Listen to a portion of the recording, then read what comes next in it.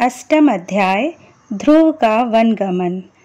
श्री मैत्रेय जी कहते हैं, शत्रुसूदन विदुर जी, सनकादि, नारद, ऋभु, हंस, अरुणि और यति ब्रह्मा जी के इन नैष्ठिक ब्रह्मचारी पुत्रों ने गृहस्थाश्रम में प्रवेश नहीं किया, अतः उनके कोई संतान नहीं हुई। अधर्म भी ब्रह्मा जी का ही पुत्र था। उसकी पत्नी का नाम था मृषा। उसके दंभ नामक पुत्र और माया नाम की कन्या हुई। उन दोनों को निवृत्ति ले गया क्योंकि उसके कोई संतान न थी। दंभ और माया से लोभ और निकृति का जन्म हुआ।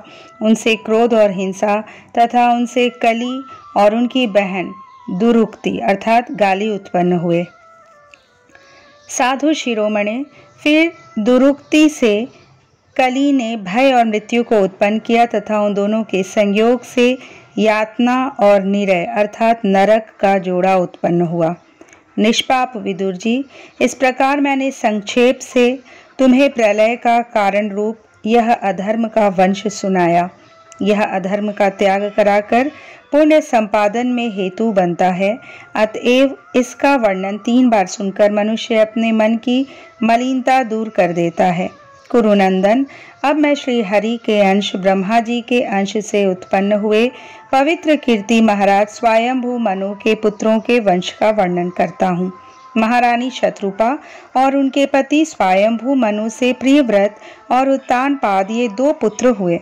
भगवान वासुदेव की कला से उत्पन्न होने के कारण ये दोनों संसार की रक्षा में तत्पर रहते थे। उत्तानपाद के सुनीति और सुरुचि नाम की 2 पत्नियां थीं। उनमें सुरुचि राजा को अधिक प्रिय थी। सुनीति, जिसका पुत्र ध्रुव था, उन्हें वैसी प्रिय नहीं थी। एक दिन राजा उत्तानपाद सुरुचि के पुत्र उत्तम को गोद में बिठाकर प्यार कर रहे थे। उसी समय ध्रुव ने भी गोद में बैठना चाहा, परंतु राजा ने उसका स्वागत नहीं किया। उस समय घमंड से भरी हुई सुरुचि ने अपनी सौत के पुत्र ध्रुव को महाराज की गोद में आने का यत्न करते देख उनके सामने ही उससे डाह भरे शब्दों में कहा, बच्चे, तू राज सिंहासन पर बैठने का अधिकारी नहीं है। तू भी राजा का ही बेटा है। इससे क्या हुआ? तुझको मैंने तो अपनी कोख में नहीं धारण किया। तू अभी नादान है। तुझे पता नहीं है कि तूने किसी दूसरी स्त्री के गर्भ से जन्म लिया है, तभी तो ऐसी दुर्लभ विषय की इच्छा कर रहा है। यदि तुझे राज सिंहासन की इच्छा है तो तपस्या करके परम पुरुष श्री नारायण की आराधना कर और उनकी कृपा से मेरे गर्भ में आकर जन्म ले। श्री मैत्रेय जी कहते हैं, विदुर जी, जिस प्रकार डंडे की चोट खाकर सांप फुफकार मारने लगता है, उसी प्रकार अपनी सौतेली माँ के कठोर वचनों से घायल होकर ध्रुव क्रोध के मारे लंबी लंबी सांसें लेने लगा। उसके पिता चुपचाप यह सब देखते रहे, मुंह से एक शब्द भी नहीं बोले। तब पिता को छोड़कर ध्रुव रोता हुआ अपनी माता के पास आया। उसके दोनों होठ फड़क रहे थे और वह सिसक सिसक कर रो रहा था।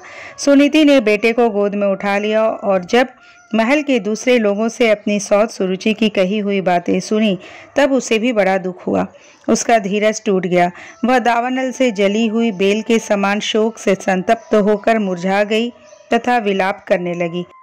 सौत की बातें याद आने से उसके कमल सरीखे नेत्रों में आंसू भर आए। उस बेचारी को अपने दुख पारावार का कहीं अंत ही नहीं दिखाई देता था।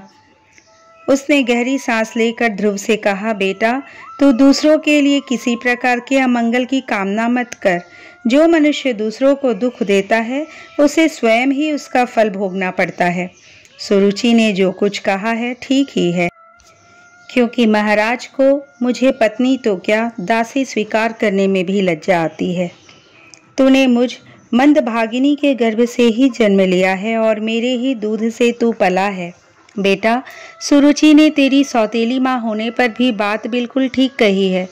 अतः यदि राजकुमार उत्तम के समान राज सिंहासन पर बैठना चाहता है तो द्वेष भाव छोड़कर उसी का पालन कर। बस श्री अधोक्षज भगवान के चरण कमलों की आराधना में लग जा। संसार का पालन करने के लिए सत्व गुण को अंगीकार करने वाले उन श्री हरि के चरणों की आराधना करने से ही तेरे परदादा श्री ब्रह्मा जी को वह सर्वश्रेष्ठ पद प्राप्त हुआ है, जो मन और प्राणों को जीतने वाले मुनियों के द्वारा भी वंदनीय है। इसी प्रकार तेरे दादा स्वयंभू मनु ने भी बड़ी बड़ी दक्षिणाओं वाले यज्ञों के द्वारा अनन्य भाव से उन्हीं भगवान की आराधना की थी। तभी उन्हें दूसरों के लिए अति दुर्लभ लौकिक, अलौकिक तथा मोक्ष सुख की प्राप्ति हुई। बेटा, तू भी उन भक्तवत्सल श्री भगवान का ही आश्रय ले। जन्म मृत्यु के चक्र से छूटने की इच्छा करने वाले मुमुक्षु लोग निरंतर उन्हीं के चरण कमलों के मार्ग की खोज किया करते हैं। तू स्वधर्म पालन से पवित्र हुए अपने चित्त में श्री पुरुषोत्तम भगवान को बैठा ले तथा अन्य सबका चिंतन छोड़कर केवल उन्हीं का भजन कर। बेटा, उन कमल दल लोचन श्री हरि को छोड़कर मुझे तो तेरे दुख को दूर करने वाला और कोई दिखाई नहीं देता। देख, जिन्हें प्रसन्न करने के लिए ब्रह्मा आदि अन्य सब देवता ढूंढते रहते हैं, वे श्री लक्ष्मी जी भी दीपक की भांति हाथ में कमल लिए निरंतर उन्हीं श्री हरि जी की खोज किया करती है। श्री मैत्रेय जी कहते हैं, माता सुनीति ने जो वचन कहे वे अभीष्ट वस्तु की प्राप्ति का मार्ग दिखलाने वाले थे। अतः उन्हें सुनकर ध्रुव ने बुद्धि द्वारा अपने चित्त का समाधान किया। इसके बाद वे पिता के नगर से निकल पड़े। यह सब समाचार सुनकर और ध्रुव क्या करना चाहता है इस बात को जानकर नारद जी वहां आए। उन्होंने ध्रुव के मस्तक पर अपना पापनाशक कर कमल फेरते हुए मन ही मन विस्मित होकर कहा, अहो, क्षत्रियों का कैसा अद्भुत तेज है। वे थोड़ा सा भी मान भंग नहीं सह सकते। देखो, अभी तो यह नन्हा सा बच्चा है, तो भी इसके हृदय में सौतेली माता के कटु वचन घर कर गए हैं।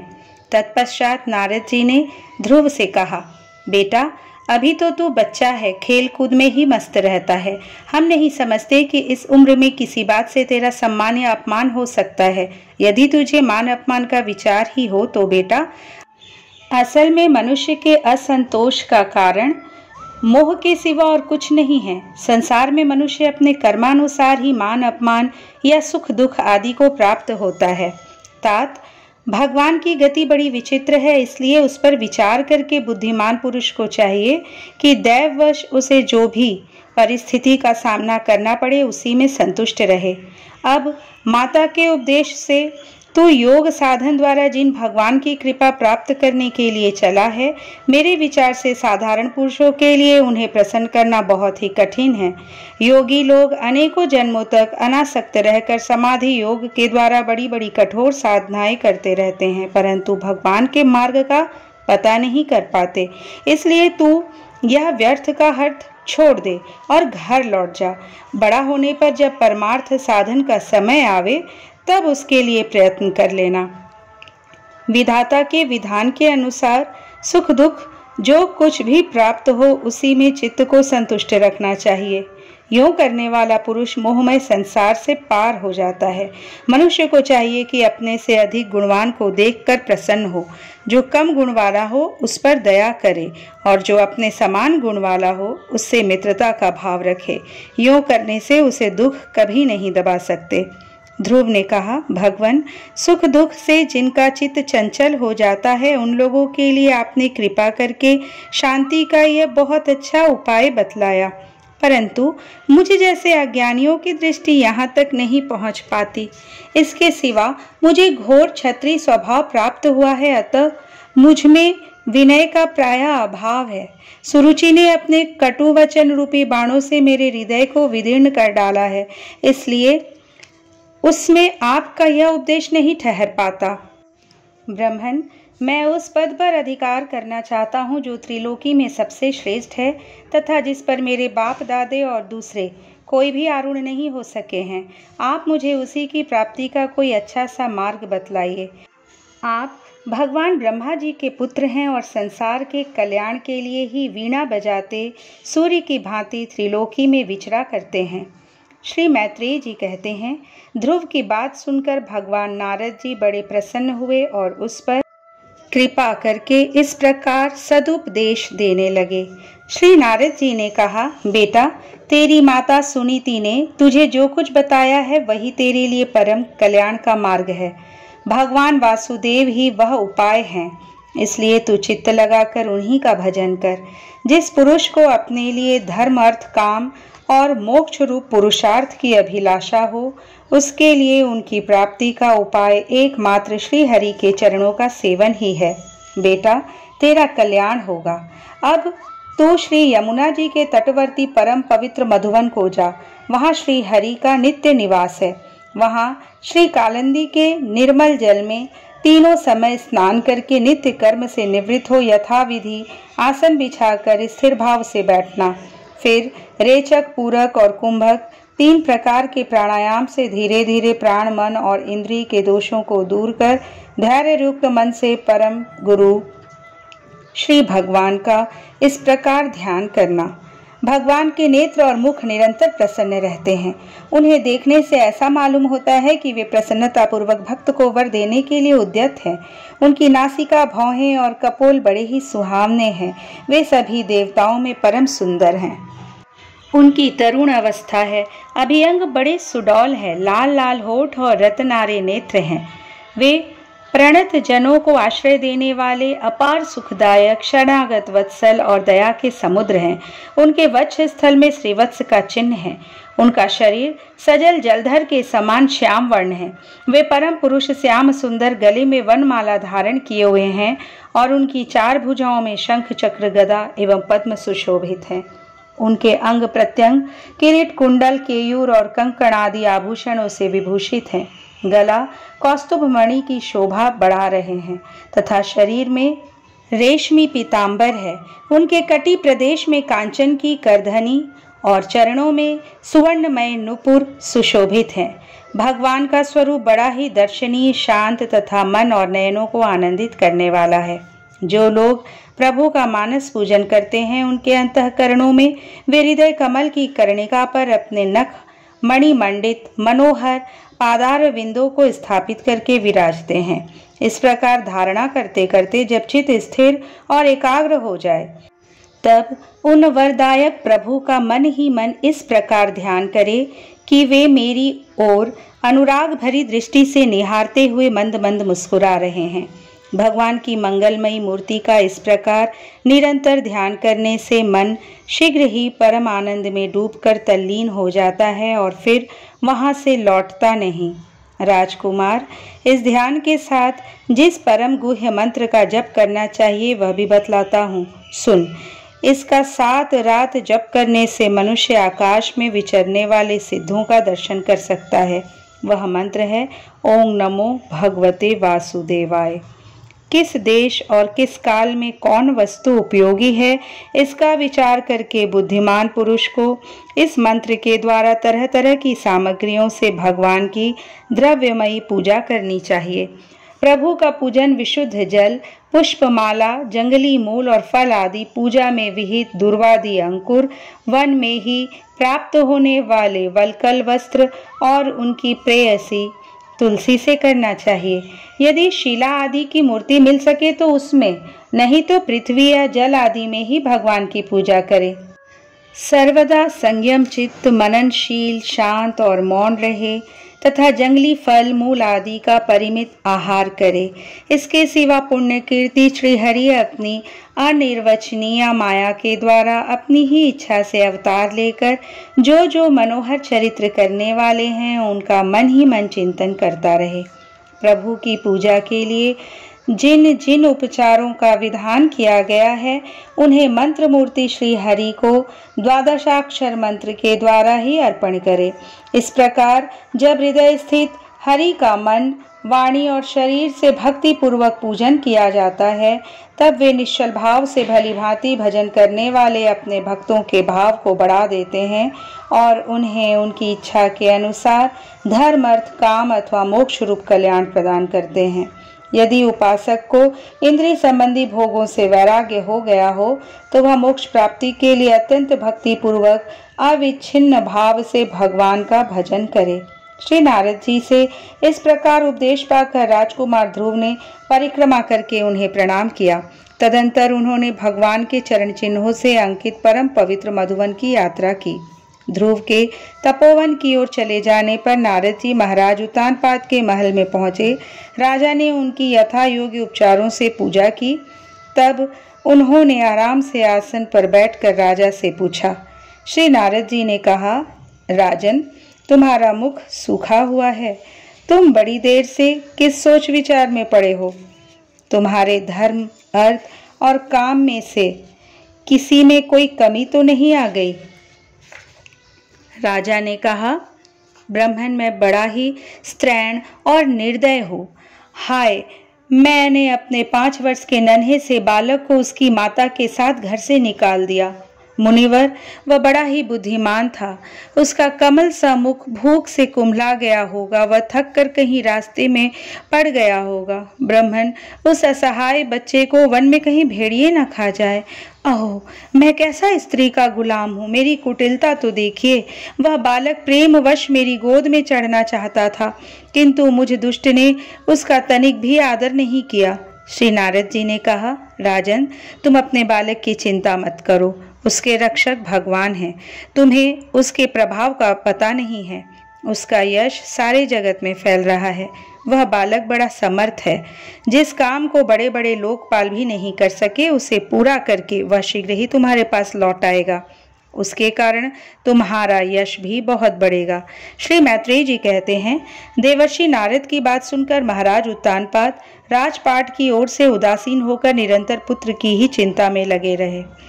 इधर ध्रुव जी ने मधुवन में पहुंचकर यमुना जी में स्नान किया और उस रात पवित्रता पूर्वक उपवास करके श्री नारद जी के उपदेशानुसार एकाग्रचित से परम पुरुष श्री नारायण की उपासना आरंभ कर दी।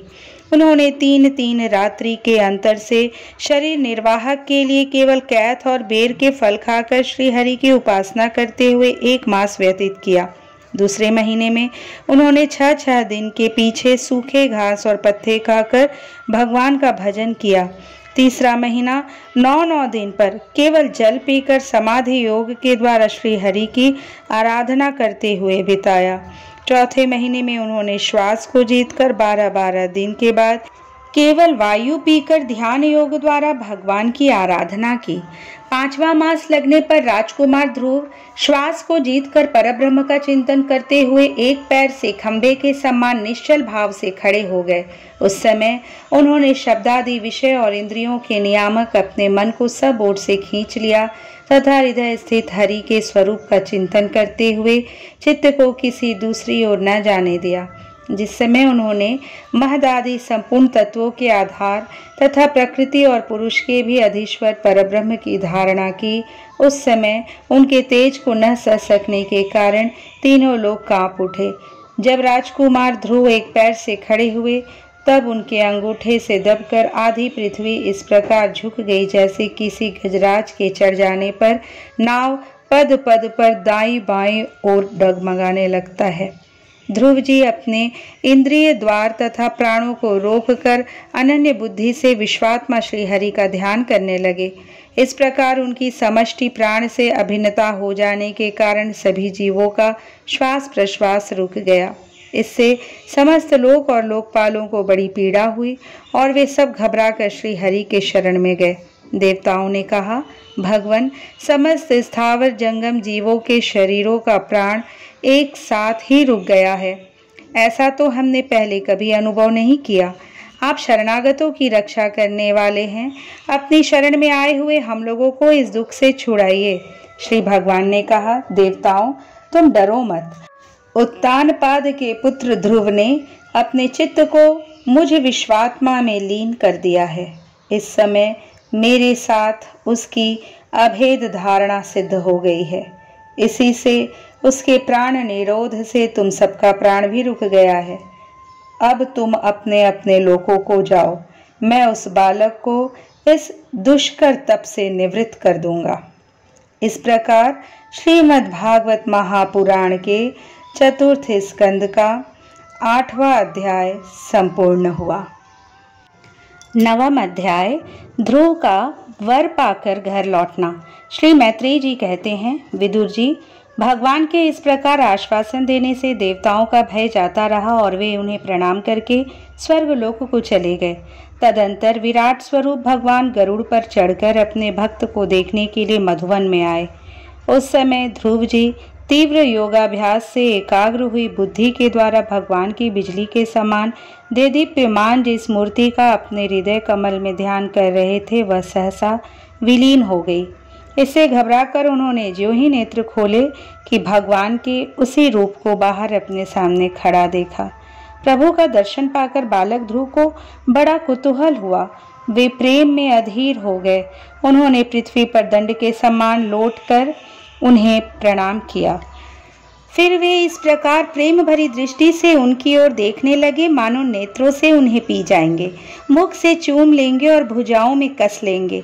वे हाथ जोड़े प्रभु के सामने खड़े थे और उनकी स्तुति करना चाहते थे, परंतु किस प्रकार करे ये नहीं जानते थे।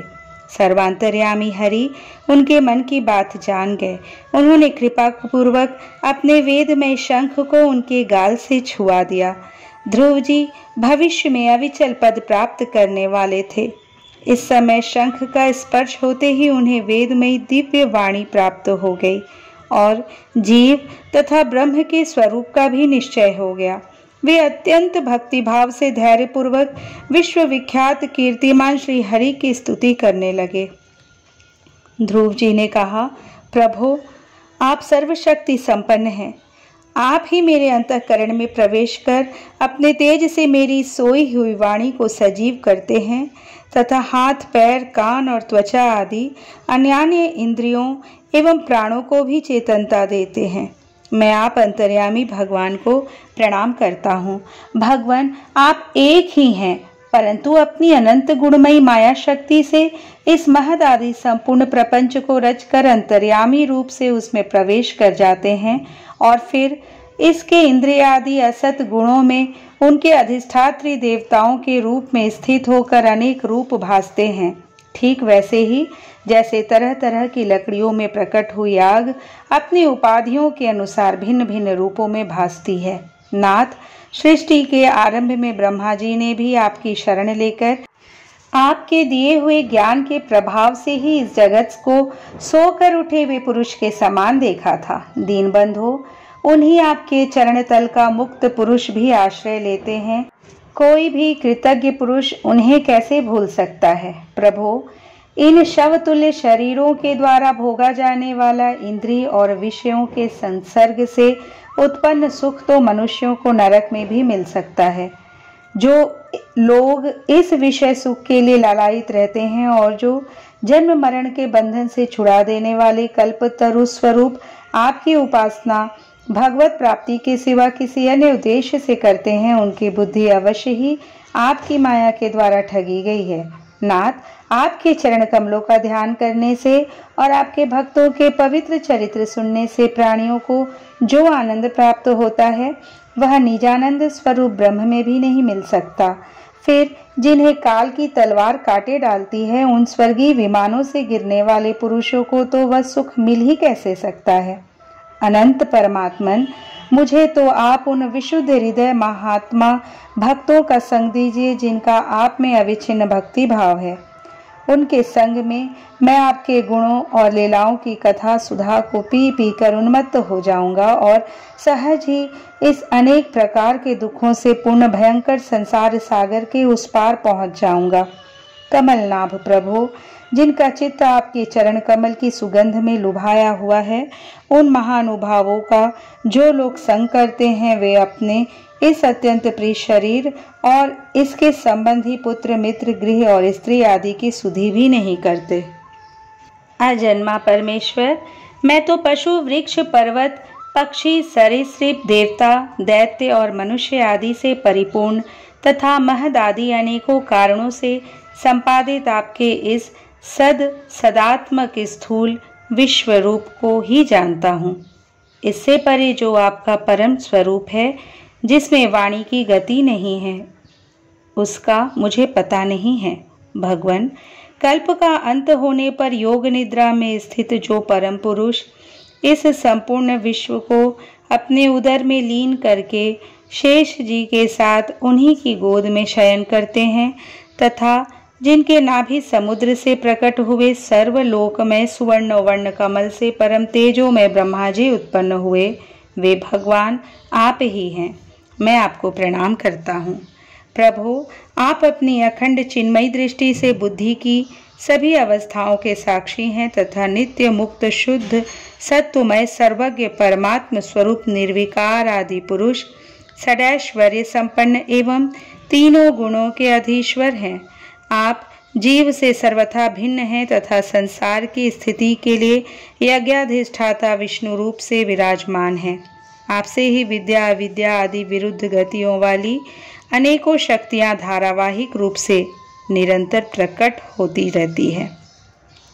आप जगत के कारण अखंड अनादि अनंत आनंदमय निर्विकार ब्रह्म स्वरूप हैं। मैं आपकी शरण हूँ। भगवान, आप परमानंद मूर्ति हैं। जो लोग ऐसा समझकर निष्काम भाव से आपका निरंतर भजन करते हैं, उनके लिए राज्य आदि भोगों की अपेक्षा आपके चरण कमलों की प्राप्ति ही भजन का सच्चा फल है। स्वामिन, यद्यपि बात ऐसी ही है तो भी गौ जैसे अपने तुरंत के जन्मे हुए बछड़े को दूध पिलाती और व्याघ्र आदि से बचाती रहती है, उसी प्रकार आप भी भक्तों पर कृपा करने के लिए निरंतर विकल रहने के कारण हम जैसे सकाम जीवों की भी कामना पूर्ण करके उनकी संसार भय से रक्षा करते रहते हैं। श्री मैत्रेयी जी कहते हैं, विदुर जी, जब शुभ संकल्प वाले मतिमान ध्रुव जी ने इस प्रकार स्तुति की, तब भक्त वत्सल भगवान उनकी प्रशंसा करते हुए कहने लगे। श्री भगवान ने कहा, उत्तम व्रत का पालन करने वाले राजकुमार, मैं तेरे हृदय का संकल्प जानता हूँ। यद्यपि उस पद का प्राप्त होना बहुत कठिन है, तो भी मैं तुझे वह देता हूँ। तेरा कल्याण हो। भद्र, जिस तेजोमय अविनाशी लोक को आज तक किसी ने प्राप्त नहीं किया, जिसके चारों ओर ग्रह नक्षत्र और तारागण रूप ज्योतिष चक्र उसी प्रकार चक्कर काटता रहता है जिस प्रकार मेढ़ी के चारों ओर दवरी के बैल घूमते रहते हैं। अवान्तर कल्प पर्यंत रहने वाले अन्य लोकों का नाश हो जाने पर भी जो स्थिर रहता है तथा तारागण के सहित धर्म, अग्नि, कश्यप और शुक्र आदि नक्षत्र एवं सप्तर्षिगण जिसकी प्रदक्षिणा किया करते हैं, वह ध्रुव लोक मैं तुझे देता हूँ। यहाँ भी जब तेरे पिता तुझे राज सिंहासन देकर वन को चले जाएंगे, तब तू 36,000 वर्ष तक धर्म पूर्वक पृथ्वी का पालन करेगा। तेरी इंद्रियों की शक्ति ज्यों की त्यों बनी रहेगी। आगे चलकर किसी समय तेरा भाई उत्तम शिकार खेलता हुआ मारा जाएगा। तब उसकी माता सुरुचि पुत्र प्रेम में पागल होकर उसे वन में खोजती हुई दावानल में प्रवेश कर जाएगी। यज्ञ मेरी प्रिय मूर्ति है। तू अनेकों बड़ी बड़ी दक्षिणाओं वाले यज्ञों के द्वारा मेरा यजन करेगा तथा यहाँ उत्तम उत्तम भोग भोग कर अंत में मेरा ही स्मरण करेगा। इससे तू अंत में संपूर्ण लोकों के वंदनीय और सप्तर्षियों से भी ऊपर मेरे निज धाम को जाएगा, जहाँ पहुँच जाने पर फिर संसार में लौटकर नहीं आना होता है। श्री मैत्रेयी जी कहते हैं, बालक ध्रुव से इस प्रकार पूजित हो और उसे अपना पद प्रदान कर भगवान श्री गरुड़ ध्वज उसके देखते देखते अपने लोक को चले गए। प्रभु की चरण सेवा से संकल्पित वस्तु प्राप्त हो जाने के कारण यद्यपि ध्रुव जी का संकल्प तो निवृत्त हो गया, किंतु उनका चित्त विशेष प्रसन्न नहीं हुआ। फिर वे अपने नगर को लौट गए। विदुर जी ने पूछा, ब्रह्मन, मायापति श्री हरि का परम पद तो अत्यंत दुर्लभ है और मिलता भी उनके चरण कमलों की उपासना से ही है। ध्रुव जी भी सारा सार का पूर्ण विवेक रखते थे, फिर एक ही जन्म में उस परम पद को पा लेने पर भी उन्होंने अपने को अकृतार्थ क्यों समझा? श्री मैत्रेयी जी ने कहा, ध्रुव जी का हृदय अपनी सौतेली माता के वाग्बाणों से बिंध गया था तथा वर मांगने के समय भी उन्हें उनका स्मरण बना हुआ था। इसी से उन्होंने मुक्तिदाता श्री हरि से मुक्ति नहीं मांगी। अब जब भगवत दर्शन से वह मनोमालिन्य दूर हो गया तो उन्हें अपनी इस भूल के लिए पश्चाताप हुआ। ध्रुव जी मन ही मन कहने लगे, अहो, सनकादि ऊर्ध्वरेता सिद्ध भी जिन्हें समाधि द्वारा अनेकों जन्मों में प्राप्त कर पाते हैं, उन भगवत चरणों की छाया को मैंने 6 महीने में ही पा लिया, किंतु चित्त में दूसरी वासना रहने के कारण मैं फिर उनसे दूर हो गया। अहो, मुझ मंदभाग्य की मूर्खता तो देखो। मैंने इस संसार पाश को काटने वाले प्रभु के पाद पद्मों में पहुंचकर भी उनसे नाशवान वस्तु की ही याचना की। देवताओं को स्वर्ग भोग के पश्चात फिर नीचे गिरना होता है, इसलिए वे मेरी भगवत प्राप्ति रूप उच्च स्थिति को सहन नहीं कर सके। अतः उन्होंने ही मेरी बुद्धि को नष्ट कर दिया। तभी तो मुझ दुष्ट ने नारद जी की यथार्थ बात भी स्वीकार नहीं की। यद्यपि संसार में आत्मा के सिवा दूसरा कोई भी नहीं है, तथापि सोया हुआ मनुष्य जैसे स्वप्न में अपने ही कल्पना किए हुए व्याघ्र आदि से डरता है, उसी प्रकार मैंने भी भगवान की माया से मोहित होकर भाई को ही शत्रु मान लिया और व्यर्थ ही द्वेष रूप हार्दिक रोग से जलने लगा। जिन्हें प्रसन्न करना अत्यंत कठिन है, उन्हीं विश्वात्मा श्री हरि को तपस्या द्वारा प्रसन्न करके मैंने जो कुछ मांगा है वह सब व्यर्थ है। ठीक उसी तरह जैसे गतायु पुरुष के लिए चिकित्सा व्यर्थ होती है। ओह, मैं बड़ा भाग्यहीन हूँ। संसार बंधन का नाश करने वाले प्रभु से मैंने संसार ही मांगा। मैं बड़ा ही पुण्यहीन हूँ। जिस प्रकार कोई कंगला किसी चक्रवर्ती सम्राट को प्रसन्न करके उससे तुष रहित चावलों की कनी मांगे, उसी प्रकार मैंने भी आत्मानंद प्रदान करने वाले श्री हरि से मूर्खतावश व्यर्थ का अभिमान बढ़ाने वाले उच्च पदादि ही मांगे हैं। श्री मैत्रेय जी कहते हैं, तात तुम्हारी तरह जो लोग श्री मुकुंद पादार विंद मकरंद के ही मधुकर हैं, जो निरंतर प्रभु की चरण रज का ही सेवन करते हैं और जिनका मन अपने आप आई हुई सभी परिस्थितियों में संतुष्ट रहता है, वे भगवान से उनकी सेवा के सिवा अपने लिए और कोई भी पदार्थ नहीं मांगते। इधर जब राजा उत्तानपाद ने सुना कि उनका पुत्र ध्रुव घर लौट रहा है, तो उन्हें इस बात पर वैसे ही विश्वास नहीं हुआ जैसे कोई किसी के यमलोक से लौटने की बात पर विश्वास ना करे। उन्होंने यह सोचा कि मुझ अभागे का ऐसा भाग्य कहाँ, परंतु फिर उन्हें देवर्षि नारद की बात याद आ गई। इससे उनका इस बात में विश्वास हुआ और वे आनंद के वेग से अधीर हो उठे। उन्होंने अत्यंत प्रसन्न होकर यह समाचार लाने वाले को एक बहुमूल्य हार दिया। राजा उत्तानपाद ने पुत्र का मुख देखने के लिए उत्सुक होकर बहुत से ब्राह्मण, कुल के बड़े बूढ़े, मंत्री और बंधुजनों को साथ लिया तथा एक बढ़िया घोड़ों वाले सुवर्ण जटित रथ पर सवार होकर वे झटपट नगर के बाहर आए। उनके आगे आगे वेद ध्वनि होती जाती थी तथा शंख, दुंदुभी एवं वंशी आदि अनेकों मांगलिक बाजे बजते जाते थे। उनकी दोनों रानियां सुनीति और सुरुचि भी सुवर्णमय आभूषणों से विभूषित हो राजकुमार उत्तम के साथ पालकियों पर चढ़कर चल रही थी। ध्रुव जी उपवन के पास आ पहुंचे। उन्हें देखते ही महाराज उत्तानपाद तुरंत रथ से उतर पड़े। पुत्र को देखने के लिए वे बहुत दिनों से उत्कंठित हो रहे थे। उन्होंने झटपट आगे बढ़कर प्रेमातुर हो लंबी लंबी सांसें लेते हुए ध्रुव को भुजाओं में भर लिया। अब ये पहले के ध्रुव नहीं थे। प्रभु के परम पुनीत पाद पद्मों का स्पर्श होने से इनके समस्त पाप बंधन कट गए थे। राजा उत्तानपाद की एक बहुत बड़ी कामना पूर्ण हो गई। उन्होंने बार बार पुत्र का सिर सूंघा और आनंद तथा प्रेम के कारण निकलने वाले ठंडे ठंडे आंसुओं से उन्हें नहला दिया। तदंतर सज्जनों ने अग्रगण्य ध्रुव जी के पिता के चरणों में प्रणाम किया और उनसे आशीर्वाद पाकर कुशल प्रश्नादि से सम्मानित हो दोनों माताओं को प्रणाम किया। छोटी माता सुरुचि ने अपने चरणों पर झुके हुए बालक ध्रुव को उठाकर हृदय से लगा लिया और अश्रु गदगद वाणी से चिरंजीवी रहो ऐसा आशीर्वाद दिया। जिस प्रकार जल स्वयं ही नीचे की ओर बहने लगता है, उसी प्रकार मैत्री आदि गुणों के कारण जिस पर श्री भगवान प्रसन्न हो जाते हैं, उसके आगे सभी जीव झुक जाते हैं। इधर उत्तम और ध्रुव दोनों ही प्रेम से विवल होकर मिले। एक दूसरे के अंगों का स्पर्श पाकर उन दोनों के ही शरीर में रोमांच हुआया तथा नेत्रों से बार बार आंसुओं की धारा बहने लगी। ध्रुव की माता सुनीति अपने प्राणों से भी प्यारे पुत्र को गले लगाकर सारा संताप भूल गई। उसके सुकुमार अंगों के स्पर्श से उसे बड़ा ही आनंद प्राप्त हुआ। वीरवर विदुर जी, वीर माता सुनीति के स्तन उसके नेत्रों से झरते हुए मंगलमय आनंद आश्रुओं से भीग गए और उनसे बार बार दूध बहने लगा।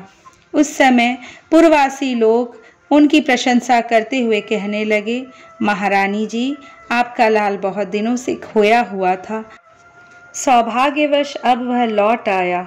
यह हम सबका दुख दूर करने वाला है, बहुत दिनों तक भूमंडल की रक्षा करेगा।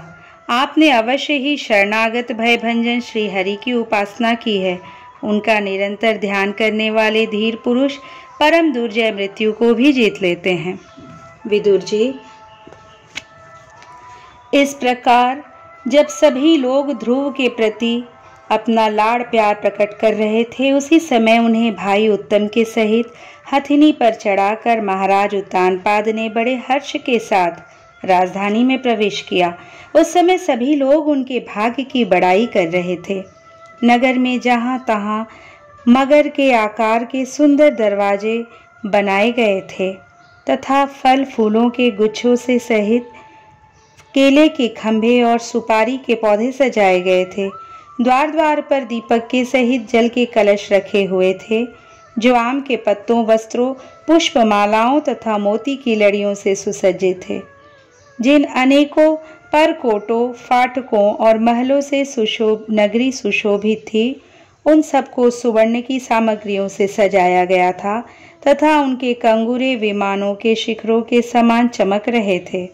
नगर के चौक गलियों, अटारियों और सड़कों को झाड़ बुहार कर उन पर चंदन का छिड़काव किया गया था और जहां तहां खील, चावल, पुष्प, फल, जौ एवं अन्य मांगलिक उपहार सामग्रियां सजी रखी थी। ध्रुव जी राजमार्ग से जा रहे थे। उस समय जहां तहां नगर की शीलवती सुंदरियां उन्हें देखने को एकत्र हो रही थी। उन्होंने वात्सल्य भाव से अनेकों शुभाशीर्वाद देते हुए उन पर सफेद सरसों, अक्षत, दही, जल, दूर्वा, पुष्प और फलों की वर्षा की। इस प्रकार उनके मनोहर गीत सुनते हुए ध्रुव जी ने अपने पिता के महल में प्रवेश किया। वह श्रेष्ठ भवन महामूल्य मणियों की लड़ियों से सुसज्जित था। उसमें अपने पिताजी के लाड़ प्यार का सुख भोगते हुए वे उसी प्रकार आनंद पूर्वक रहने लगे जैसे स्वर्ग में देवता लोग रहते हैं। वहां दूध के फेन के समान सफेद और कोमल शैयाएं, हाथी दांत के पलंग, सुनहरी कामदार पर्दे, बहुमूल्य आसन और बहुत सा सोने का सामान था। उसकी स्फटिक और महामर्तक मणि की दीवारों में रत्नों की बनी हुई स्त्री मूर्तियों पर रखे हुए मणिमय दीपक जगमगा रहे थे। उस महल के चारों ओर अनेक जाति के दिव्य वृक्षों से सुशोभित उद्यान थे, जिसमें नर और मादा पक्षियों का करलव तथा मतवाले भौरों का गुंजार होता रहता था। उन बगीचों में वैदूर्य मणि की सीढ़ियों से सुशोभित बावलियां थी, जिनमें लाल, नीले और सफेद रंग के कमल खिले रहते थे तथा हंस, कारंडव, चकवा एवं सारस आदि सभी पक्षी क्रीड़ा करते रहते थे। राजर्षि उत्तानपाद ने अपने पुत्र के अति अद्भुत प्रभाव की बात देवर्षि नारद से पहले ही सुन रखी थी। अब उसे प्रत्यक्ष वैसा ही देखकर उन्हें बड़ा आश्चर्य हुआ। फिर यह देखकर कि अब ध्रुव तरुण अवस्था को प्राप्त हो गए हैं, अमात्य वर्ग उन्हें आदर की दृष्टि से देखते हैं तथा प्रजा का भी उन पर अनुराग है, उन्होंने उन्हें निखिल भूमंडल के राज्य पर अभिषिक्त कर दिया और आप वृद्धावस्था आई जानकर आत्म स्वरूप का चिंतन करते हुए संसार से विरक्त होकर वन को चल दिए। इस तरह श्रीमद् भागवत महापुराण के चतुर्थ स्कंद का 9वां अध्याय संपूर्ण हुआ। अध्याय 10 उत्तम का मारा जाना, ध्रुव का यक्षों के साथ युद्ध। श्री मैत्रेय जी कहते हैं, विदुर जी, ध्रुव ने प्रजापति शिशुमार की पुत्री भ्रमी के साथ विवाह किया। उससे उनके कल्प और वत्सर नाम के 2 पुत्र हुए। महाबली ध्रुव की दूसरी पत्नी वायुपुत्री इला थी। उससे उनके उत्कल नाम के 1 पुत्र और 1 कन्या रत्न का जन्म हुआ। उत्तम का अभी विवाह नहीं हुआ था कि एक दिन शिकार खेलते समय उसे हिमालय पर्वत पर एक बलवान यक्ष ने मार डाला। उसके साथ उसकी माता भी परलोक सिधार गई। ध्रुव ने जब भाई के मारे जाने का समाचार सुना तो वे क्रोध, शोक और उद्वेग से भरकर एक विजयप्रद रथ पर सवार हो यक्षों के देश में जा पहुंचे। उन्होंने उत्तर दिशा में जाकर हिमालय की घाटी में यक्षों से भरी हुई अलकापुरी देखी। उसमें अनेकों भूत प्रेत, पिशाच आदि रुद्रानुचर रहते थे। विदुर जी वहां पहुंचकर महाबाहु ध्रुव ने अपना शंख बजाया तथा संपूर्ण आकाश और दिशाओं को गुंजा दिया। उस शंख ध्वनि से यक्ष पत्नियां बहुत ही डर गईं। उनकी आंखें भय से कातर हो उठी। वीरवर विदुर जी, महाबलवान यक्ष वीरों को वह शंखनाद सहन न हुआ, इसलिए वे तरह तरह के अस्त्र शस्त्र लेकर नगर के बाहर निकल आए और ध्रुव पर टूट पड़े। महारथी ध्रुव प्रचंड धनुर्धर थे। उन्होंने एक ही साथ उनमें से प्रत्येक को 3-3 बाण मारे। उन सभी ने जब अपने अपने मस्तकों में 3-3 बाण लगे देखे तब उन्हें विश्वास हो गया कि हमारी हार अवश्य होगी। वे ध्रुव जी के इस अद्भुत पराक्रम की प्रशंसा करने लगे। फिर जैसे सर्प किसी के पैरों का आघात नहीं सहते, उसी प्रकार ध्रुव के इस पराक्रम को न सहकर उन्होंने भी उनके बाणों के जवाब में एक ही साथ उनसे दुने 6 बाण छोड़े। यक्षों की संख्या 13 अयूत थी, अर्थात 1,30,000 थी। उन्होंने ध्रुव जी का बदला लेने के लिए अत्यंत कुपित होकर रथ और सारथी के सहित उन पर परिघ, खड्ग, प्रास, त्रिशूल, फरसा, शक्ति, सृष्टि, भुशुंडी तथा चित्र विचित्र पंखदार बाणों की वर्षा की। इस भीषण शस्त्र वर्षा से ध्रुव जी बिल्कुल ढक गए। तब लोगों को उनका दिखना वैसे ही बंद हो गया जैसे भारी वर्षा से पर्वत का। उस समय जो सिद्धगण आकाश में स्थित होकर यह दृश्य देख रहे थे, वे सब हाय हाय करके कहने लगे, आज यक्ष सेना रूप समुद्र में डूबकर यह मानव सूर्य अस्त हो गया। यक्ष लोग अपनी विजय की घोषणा करते हुए युद्ध क्षेत्र में सिंह की तरह गरजने लगे। इसी बीच में ध्रुव जी का रथ एकाएक वैसे ही प्रकट हो गया जैसे कोहरे में से सूर्य भगवान निकल आते हैं। ध्रुव जी ने अपने दिव्य धनुष की टंकार करके शत्रुओं के दिल दहला दिए और फिर प्रचंड बाणों की वर्षा करके उनके अस्त्र शस्त्रों को इस प्रकार छिन्न भिन्न कर दिया जैसे आंधी बादलों को तितर बितर कर देती है। उनके धनुष से छूटे हुए तीखे और यक्ष राक्षसों के कवचों को भेद कर इस प्रकार उनके शरीरों में घुस गए जैसे इंद्र के छोड़े हुए वज्र पर्वतों में प्रवेश कर गए थे। विदुर जी, महाराज ध्रुव के बाणों से कटे हुए यक्षों के सुंदर कुंडल मंडित मस्तकों से, सुनहरी ताल वृक्ष के समान जांघों से, वलय विभूषित बाहुओं से, हार, भुजबंध, मुकुट और बहुमूल्य पगड़ियों से पटी हुई वह वीरों के मन को लुभाने वाली समर भूमि बड़ी शोभा पा रही थी। जो यक्ष किसी प्रकार जीवित बचे, वे क्षत्रिय प्रवर ध्रुव जी के बाणों से प्रायः अंग अंग छिन्न भिन्न हो गए। उसके कारण वे युद्ध क्रीड़ा में सिंह से परास्त हुए गजराज के समान मैदान छोड़कर भाग गए। नर श्रेष्ठ ध्रुव जी ने देखा कि उस विस्तृत रणभूमि में अब एक भी शत्रु अस्त्र शस्त्र लिए उनके सामने नहीं है, तो उनकी इच्छा अलकापुरी देखने की हुई, किंतु वे पुरी के भीतर नहीं गए। ये मायावी क्या करना चाहते हैं, इस बात का मनुष्य को पता नहीं लग सकता। सारथी से इस प्रकार कहकर वे उस विचित्र रथ में बैठे रहे तथा शत्रु के नवीन आक्रमण की आशंका से सावधान हो गए। इतने में ही उन्हें समुद्र की गर्जना के समान आंधी का भीषण शब्द सुनाई दिया तथा दिशाओं में उठती हुई धूल भी दिखाई दी। एक क्षण में सारा आकाश मेघमाला से घिर गया। सब ओर भयंकर गड़गड़ाहट के साथ बिजली चमकने लगी। निष्पाप विदुर जी, उन बादलों से खून, कफ, पीप, विष्ठा, मूत्र एवं चर्बी की वर्षा होने लगी और ध्रुव जी के आगे आकाश से बहुत से धड़ गिरने लगे। फिर आकाश में एक पर्वत दिखाई दिया और सभी दिशाओं में पत्थरों की वर्षा के साथ गदा, परिघ, तलवार और मूसल गिरने लगे। उन्होंने देखा कि बहुत से सर्प वज्र की तरह फुफकार मारते रोषपूर्ण नेत्रों से आग की चिंगारियां उगलते आ रहे हैं। झुंड के झुंड मतवाले हाथी, सिंह और बाघ भी दौड़े चले आ रहे हैं। प्रलय काल के समान भयंकर समुद्र अपनी उत्ताल तरंगों से पृथ्वी को सब ओर से डुबाता हुआ बड़ी भीषण गर्जना के साथ उनकी ओर बढ़ रहा है। क्रूर स्वभाव असुरों ने अपनी आसुरी माया से ऐसे ही बहुत से कौतुक दिखलाए जिनसे कायरों के मन कांप सकते थे। ध्रुव जी पर असुरों ने अपनी दुस्तर माया फैलाई है, यह सुनकर वहां कुछ मुनियों ने आकर उनके लिए मंगल कामना की।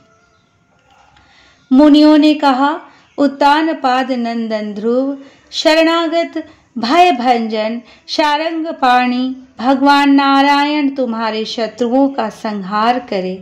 भगवान का तो नाम ही ऐसा है जिसके सुनने और कीर्तन करने मात्र से मनुष्य दुस्तर मृत्यु के मुख से अनायास ही बच जाता है।